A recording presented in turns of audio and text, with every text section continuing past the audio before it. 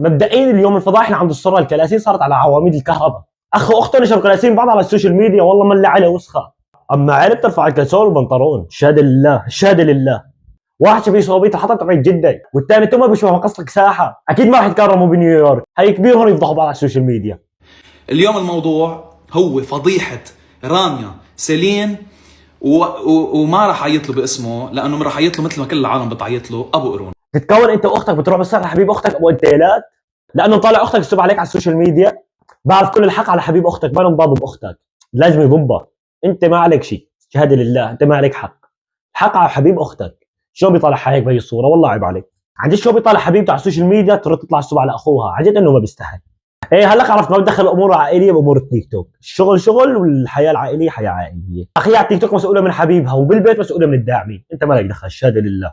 السؤال عم بطرح نفسه، مين ابو انتيلات، انت ولا هو؟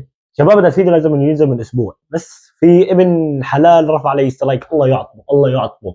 والله بسلط عليك شيخ الجامع ضيد عليك كل يوم، يا فاسق يا فاجر يا عضو والله. لعنة الله عليك وعلى امثالك. هون بيقول الفيديو عجبك الفيديو حطوا لايك وشكرا، فيديو جديد والسلام عليكم.